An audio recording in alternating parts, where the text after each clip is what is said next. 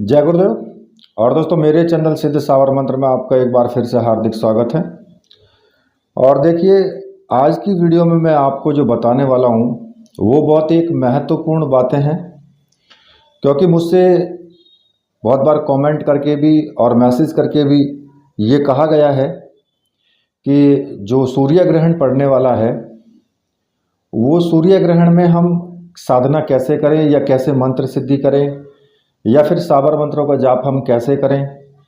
तो इसकी कुछ इस प्रकार की विधि जिससे कि मंत्र सरलता से सिद्ध हो जाए, या फिर किस क्या क्या हमारा तरीका होना चाहिए, इस विषय में पूछा गया था कि गुरुजी इस पर एक वीडियो बनाइए। तो आज मैं इसी टॉपिक पर एक वीडियो बनाने जा रहा हूँ और इस वीडियो को आप पूरी सुनना, ध्यान से सुनना, तो तभी आपकी ये समझ में भी आएगी। देखिए, जैसा कि आपको पता है कि 25 तारीख को अक्टूबर में सूर्य ग्रहण पड़ने वाला है, और ये सूर्य ग्रहण करीब 4:30 बजे से हिंदुस्तान में दिखाई देगा। वैसे सूतक तो 12 घंटे पहले लग जाता है, लेकिन 4:30 बजे ये ग्रहण पड़ना शुरू होगा। और करीब आप मान करके चलिए कि ये जब सूर्य छिपेगा तब तक ये सूर्य ग्रहण पड़ता ही रहेगा, हमारे यहाँ दिखाई देगा। हालांकि मोक्ष प्राप्ति तो इसकी बाद में होगी, हमारे यहाँ सूर्य छिप जाएगा। और ये दीपावली का दिन है। देखिए, बहुत बड़ा संयोग है, ये बहुत ही अच्छा शुभ है ये, क्योंकि ऐसा मौका कभी कभी आता है, पता नहीं कितने वर्षों में ऐसा मौका एक बार आता है कि जब उस दिन दीपावली भी हो, अमावस्या हो और उस दिन सूर्य ग्रहण भी पड़े, या फिर ऐसा कोई मौका जिस दिन होली हो, पूर्णिमा का दिन हो और चंद्र ग्रहण पड़े। ऐसा जो मौका आता है वो कभी कभी आता है, और ये बहुत ही शुभ टाइम है। अगर आप इस टाइम पर कोई भी मंत्र सिद्धि करते हैं तो आपको ज़्यादा से ज़्यादा उस फल की प्राप्ति होती है। देखिए, ये तो कहा नहीं जा सकता पूर्ण रूप से कि आप सोचे कि मंत्र हमारा पूर्ण रूप से एकदम से एक ही दिन में सिद्ध हो जाए या एक ही ग्रहण में सिद्ध हो जाए।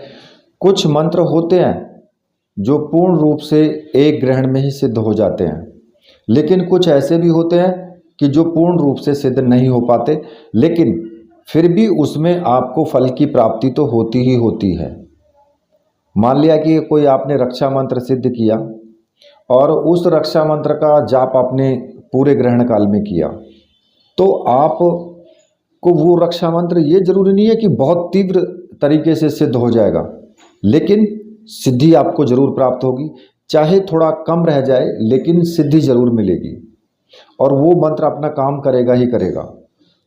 अब देखिए, ग्रहण में पहली बात तो ये कि भोजन नहीं करना है, जल नहीं पीना है। ग्रहण काल में ये बिल्कुल निषिद्ध है। देखिए, वृद्ध हो गए या फिर बच्चे हो गए या फिर बीमार व्यक्ति है, उनके लिए ये नियम लागू नहीं होता है, लेकिन जो पूर्ण रूप से स्वस्थ हैं और जवान हैं उनको कम से कम इन चीज़ों पर प्रतिबंध करना चाहिए। दूसरा, अगर आपने कोई भोजन बना के भी रखा है तो उसमें तुलसी का पत्ता आप रख दीजिए, क्योंकि ग्रहण काल में क्या होता है कि जब ग्रहण पड़ता है तो बहुत सी ऐसी विकिरणें निकलती हैं कि जो हमारे सभी चीज़ों को दूषित कर देती हैं। इसलिए वो भोजन ताज़ा हो जाता है, वो भोजन खाने लायक नहीं रहता है। अब मान लिया कि ग्रहण पड़ा और ग्रहण पड़ते टाइम आप खाते हैं तो वो अशुद्ध चीज़ आप खा रहे हैं, एक पाप के भागी बन रहे हैं आप। तो कहने का मतलब सीधा सा ये है कि इस चीज़ों का ध्यान रखें। और जो मैं आपको इसमें बताने वाला हूँ वो तो खैर मैं बहुत अलग चीज़ आपको बताने वाला हूँ। देखिए, जब भी ग्रहण पड़े, चाहे आप किसी भी मंत्र का जाप करें, चाहे आप लक्ष्मी मंत्र का जाप करें, चाहे आप विष्णु भगवान के मंत्र का जाप करें, या अपने इष्ट देवता का जाप करें, या फिर गुरु मंत्र का जाप करें, या फिर किसी भी सावर मंत्र का जाप करें, मंत्र कोई भी हो, चाहे वो वैदिक हो चाहे वो तामसिक हो और चाहे वो साबर मंत्र हो। मंत्र की साधना जरूरी होगी और सिद्धि भी आपको जरूर प्राप्त होगी, उसमें लाभ तो मिलना ही मिलना है। देखिए, सूर्य ग्रहण में कहा जाता है कि अगर आप सूर्य ग्रहण में एक माला का जाप करते हैं तो वो आपकी कम से कम 10 माला के जाप के बराबर होता है। एक माला का जाप 10 माला के जाप के बराबर होता है, क्योंकि पूरे वातावरण में उस वक्त में एक अशुद्धि होती है ग्रहण काल में, और उस वक्त में जो आपने मंत्र जाप किया है वो आपको 10 गुना फल अधिक मिलता है। ठीक है, तो अब जैसे कि मैंने बहुत से साबर मंत्र दिए हैं, आप चाहें तो गुरु मंत्र का भी जाप करें। ओम परम तत्वाय नारायणाय गुरुभ्यो नमः, इसका भी जाप कर सकते हैं लगातार। अगर आप चाहें तो अष्ट लक्ष्मी मंत्र का भी जाप कर सकते हैं, ओम रीम अष्टलक्ष्म्यै नमः। या फिर बटुक भैरव मंत्र का भी जाप कर सकते हैं, ओम रीम बटुकाय आप उद्धारणाय कुरु गुरु बटुकाय रीम ओम, इसका भी आप जाप कर सकते हैं। अगर आप चाहें तो हनुमान मंत्र का भी जाप कर सकते हैं, जो कि रुद्र रूप में है। ओम हम हनुमते रुद्रात्मकाय हुम फट स्वाहा, इस मंत्र का भी आप जाप कर सकते हैं। अगर आप चाहें कि मुझे तो गायत्री मंत्र का जाप करना है तो गायत्री मंत्र का भी आप जाप कर सकते हैं। ओम भूर्भुवः स्वः तत्सवितुर्वरेण्यं भर्गो देवस्य धीमहि धियो न प्रचोदयात्, इसका भी आप जाप कर सकते हैं। मतलब कि ग्रहण काल में किसी भी मंत्र का आप जाप कीजिए या फिर कोई भी सावर मंत्र कीजिए। अब जैसे कि रक्षा मंत्र है, रक्षा मंत्र जैसे कि मैंने 4 महावीर वाला रक्षा मंत्र दिया है और बहुत ही तीव्र और तेजस्वी मंत्र है। ओम नमो आदेश गुरु का, अजरी बजरी बाड़ा बजरी में बजरी बांधा, 10 द्वार छुआवर के घाला तो पलट हनुमंत वीरी सुई कुमारे। पहली चौकी गणपत, दूसरी चौकी हनुमंत, तीसरी चौकी में भैरव, चौथी चौकी देत रक्षा करण कुआं श्री नरसिंह देव सब साचा पिंड का चले मंत्र ईश्वरवाचा। ये जो मंत्र है ये बहुत पावरफुल मंत्र है, इस मंत्र का भी आप जाप कर सकते हैं। दूसरा, ओम नमः वज्र का कोठा जिसमें पिंड हमारा बैठा, ईश्वर कुंजी ब्रह्मा का ताला, मेरे 8 याम का यति हनुमंत रखवाला, इसका भी आप जाप कर सकते हैं। ये भी मंत्र बहुत पावरफुल है। अगर आप चाहते हैं कि मैं किसी लक्ष्मी मंत्र का जाप करूं तो मैंने साबर मंत्र एक लक्ष्मी का मैंने दिया हुआ है, वीडियो भी मैंने दी है।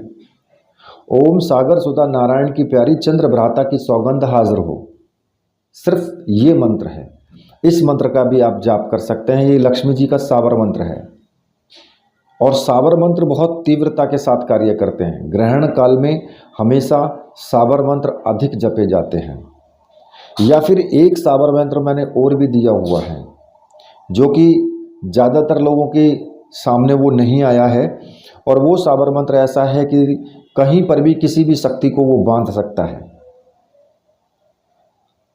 चेता सूना सान, औंधी खोपड़ी मरघटिया मसान, बांध दे बाबा भैरव की आन। ये किसी भी चीज़ को बांध देगा। अगर आपकी तरफ मूठ भी आने वाली होगी तो एक चुटकी राख उठा करके या मिट्टी उठा करके मंत्र पढ़ते हुए फेंक दी जाए तो वहीं बंध जाएगी। कोई भी शक्ति आपका बुरा करने के लिए आ रही होगी तो एक चुटकी उठा करके मंत्र पढ़ते हुए एक बार और फेंक देना, बस वहीं बंध जाएगी। अगर आप अपना सुरक्षा घेरा बांधना चाहते हैं तो चाकू लेकर के और बस मंत्र पढ़ते हुए चारों तरफ एक गोल घेरा बना दें, बस हो गया काम आपका, कोई भी शक्ति प्रवेश नहीं कर पाएगी। इस मंत्र का भी आप जाप कर सकते हैं अगर आप चाहते हैं तो।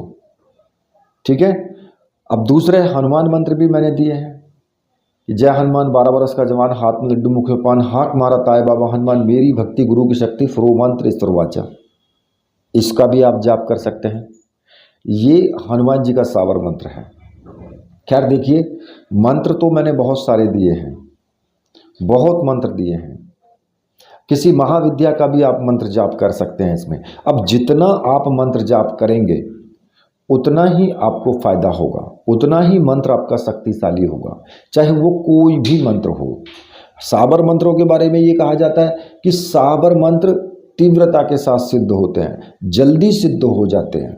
तो इसलिए साबर मंत्र अगर आप करते हो तो साबर मंत्र बहुत जल्दी सिद्ध हो जाता है और वो अपना प्रभाव जल्दी देता है, कम मंत्र जाप में भी। तो इसलिए कम मंत्र जाप में ग्रहण काल में साबर मंत्र जल्दी सिद्ध हो जाते हैं, ये फायदा होता है। अब करना कैसे होता है, देखिए आपको क्या करना है, जब ग्रहण पड़ना शुरू हो जाए तो आपको स्नान कर लेना है। उस वक्त में आपको स्नान कर लेना है। स्नान करके जो भी आप कपड़े पहने वो पहन करके आसन बिछा करके एक दीपक जला लें, बस घी का या तेल का। अगर तेल का जला लें तो अच्छा है, तेल का दीपक जला लें। और तेल चाहे किसी का भी हो, तिल का तेल हो, सरसों का तेल हो या चमेली का तेल हो, किसी का भी हो, वो आप जला लें और आसन बिछा करके बैठ जाएं, किसी भी दिशा की तरफ मुख करके बैठ जाएं। इसमें दिशा का कोई विचार नहीं करना है। आज के दिन जब ग्रहण पड़े तो कोई विचार नहीं करना है। और सबसे पहले आपको क्या करना है कि अपने गुरु को नमस्कार करना है। गुरु का तो ध्यान करना ही करना है सबसे पहले। कोई ज़्यादा बड़ा विधि विधान नहीं करना है इसमें। किसी भी मूर्ति को जो आपके मंदिर में रखी है, किसी भी तस्वीर को आपको स्पर्श नहीं करना है, क्योंकि वरना वो खंडित हो जाती हैं। लेकिन आप एक दीपक जरूर जला सकते हैं, चाहे वो कहीं पर भी जलाएं। जैसा ज़रूरी नहीं है कि आप कम पूजा घर में ही बैठ करके जलाएं। घर की छत पर बैठ जाएं, घर के ऊपर कोई कमरा हो उसमें बैठ जाएं, कहीं भी बैठ जाएं, बाहर बैठ जाएं, कहीं पर भी बैठें, मतलब कि एकांत हो, बस इतना। एक दीपक सामने जला लें, बस। आसन पर बैठ करके गुरु को प्रणाम करें और 21 बार जो मैंने आपको मंत्र, आपको हर साबर मंत्र की वीडियो में मैंने आपको बताया है कि गुरु सठ गुरु सठ, गुरु है वीर, गुरु साहब सुमरो बड़ी भास, सिंगी टोरो मन को हमन नाम करता, सकल गुरुन का हर बजे घट्टा पकड़ उठ जाग, चेत संवाद श्री परमांस। इस मंत्र का आपको 21 बार जाप पहले कर लेना है जरूरी, ठीक है। उसके बाद फिर आप किसी भी मंत्र को सिद्ध करें। और रुद्राक्ष की माला जो मैंने आपको दी है, जिन्होंने मेरे पास से ली है, वो रुद्राक्ष की माला से आप मंत्र सिद्ध करना शुरू कर दें, मंत्र जाप शुरू करें बस। और जब से ग्रहण पड़े और जब तक ग्रहण खत्म हो तब तक केवल एक ही मंत्र का जाप करें। देखिए मैं आपको एक चीज़ बता देता हूँ कि कहते हैं ना कि गोदके को छोड़ करके पेटके की आस करना, वो सबसे गलत काम है। या फिर एक कहावत और भी है कि धोबी का कुत्ता घर का रहा ना घाट का। क्योंकि अगर हम चाहेंगे कि हम ये भी कर लें, हम वो भी कर लें, तो पता लगेगा कि कोई सा भी नहीं हुआ सिद्ध। मतलब आपने कोशिश की कि मैं एक ग्रहण काल में मैं तो 5 मंत्रों का जाप करूंगा। अब 5 मंत्र की आपने 2-2 माला कर ली, लेकिन नहीं हुआ सिद्ध, एक भी नहीं हुआ ढंग से। अगर आप एक ही मंत्र की 10 माला कर लो तो तुम्हारा एक मंत्र तो कम से कम सिद्ध हो जाएगा। सारे नहीं कर पाओगे तो एक तो सिद्ध कर लोगे, क्योंकि कम से कम जब सूर्य ग्रहण पड़ना शुरू हो और जब तक खत्म हो तब तक उस मंत्र का जाप आप करते रहिए बैठ करके। और जरूरी नहीं है कि इसमें कि आप जैसे एक आसन में बैठे हुए हैं, एकाग्रता के साथ करें तो अच्छी बात है। लेकिन फिर भी अगर पैर दुखने लगे, कमर दुखने लगे, तो आसन बदल सकते हैं, कोई दिक्कत नहीं है। आराम से आसन बदल करके पैरों को थोड़ा आराम दे करके, लेकिन आसन से नीचे पैर नहीं रखना है आपको। जो आपने आसन बिछा रखा है उस आसन पे ही बैठे बैठे आपको अपना पैरों की जो आलती पालती मार के बैठे हो उनकी जो चेंजिंग है वो आप कर सकते हो। इस बीच में आप कोई पानी चाय आप नहीं लेंगे बिल्कुल भी। और एक ही मंत्र का जाप करो, चाहे वो लक्ष्मी मंत्र हो, चाहे भैरव मंत्र हो, चाहे रक्षा मंत्र हो, कि कम से कम आपका एक मंत्र तो सिद्ध होगा ठीक से। आपने 10 मंत्र जप लिए, एक भी सिद्ध नहीं हुआ, फायदा क्या हुआ? तो मेरे कहने का मतलब सीधा सा है, अगर 1.5 घंटे का भी सूर्य ग्रहण पड़ता है तो 1.5 घंटा केवल एक ही मंत्र को जपो बस, तो वो मंत्र आपका पूर्ण रूप से सिद्ध हो जाएगा। अब रही बात जिन्होंने यक्षिणी साधना, अप्सरा साधना या फिर योगिनी साधना इनकी सामग्री ले रखी है, वो कर सकते हैं। तो देखिए, प्रत्यक्षीकरण तो होगा नहीं, प्रत्यक्षीकरण दिन में तो होगा ही नहीं। इन जितनी भी ये शक्तियां हैं इनका प्रत्यक्षीकरण रात्रि में ही होता है, तो दिन में प्रत्यक्षीकरण नहीं होगा इनका। सूर्य ग्रहण है, मंत्र जाप कर सकते हो। मंत्र जाप आप जितना ज़्यादा करोगे उतना ही वो मंत्र सिद्ध भी होगा, और उस दैव्य शक्ति की जिसका भी आप मंत्र जाप कर रहे हैं उसकी कृपा दृष्टि भी आपकी तरफ ज़्यादा होगी, अनुभव भी फिर आपके ज़्यादा होंगे। चाहे वो अप्सरा मंत्र हो, अप्सरा का मंत्र आपने लिया है, साधना सामग्री ली है, तो सामग्री को हाथ नहीं लगाना है आपको, बस केवल माला, जो आपकी माला है उससे आप जाप कर सकते हो। बाकी यंत्र वगैरह का कुछ नहीं करना है आपको।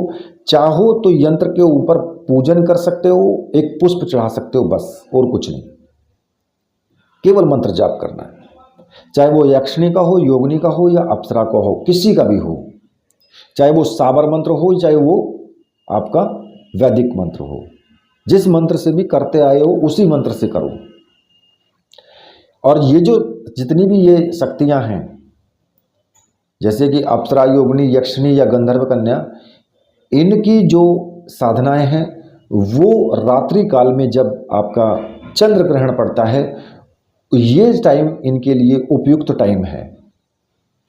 उस टाइम में आपको इनकी साधना जरूर करनी चाहिए। उस टाइम में भले ही आप किसी रक्षा मंत्र को सिद्ध ना करो, लेकिन चंद्र ग्रहण में अप्सरा मंत्र जाप जरूर करना चाहिए रात्रि में। यक्षिणी, योगिनी, इनका मंत्र जाप या किसी महाविद्या का मंत्र जाप आपको रात में ही करना चाहिए।